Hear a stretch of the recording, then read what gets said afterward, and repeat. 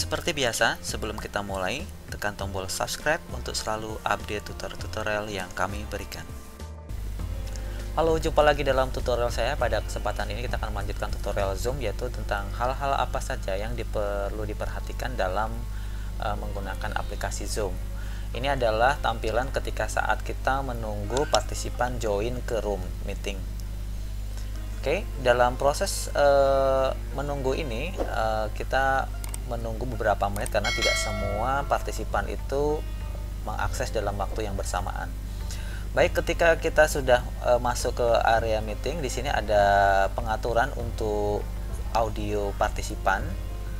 Kemudian di sini ada pengaturan tentang siapa saja yang ingin kita tampilkan lebih dominan di layar handphone atau laptop kita, dimana nanti bisa peserta partisipan yang lain akan fokus ke orang yang kita tentukan ini.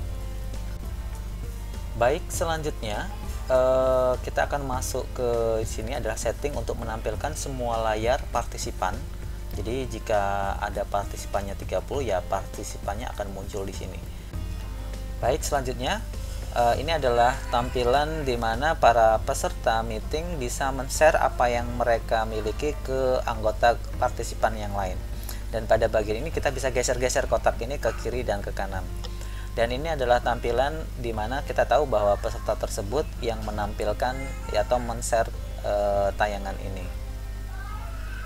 Baik, selanjutnya pada bagian di bawah ini adalah tombol share screen, di mana adalah tempat untuk men-share file-file yang ingin kita kebagikan ke partisipan yang lain.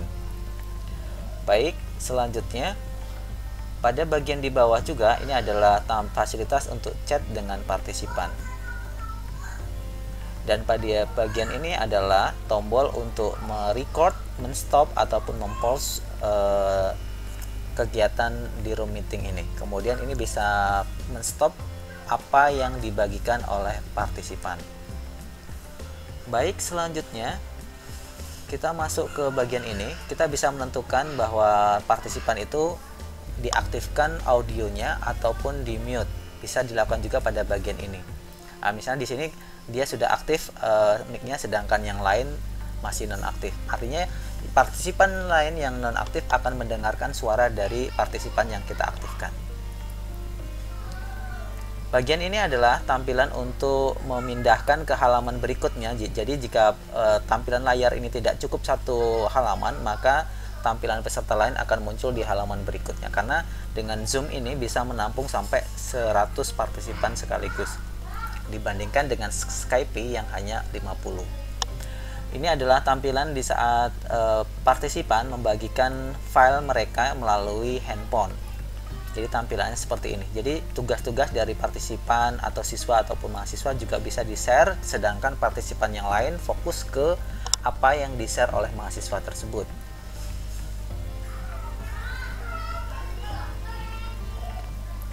Oke, selanjutnya pada bagian berikutnya yang kita perlu perhatikan adalah di bagian ini kita bisa melihat jumlah partisipan. Jadi kalau kita mau mengabsen, kita juga bisa cek pada bagian ini.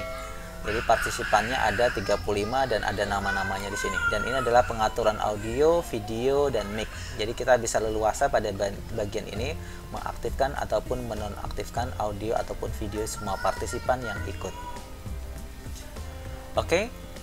Baik, selanjutnya di sini kita bisa sebagai host, kita bisa leluasa mengontrol semua peserta atau partisipan yang ikut dalam room meeting ini.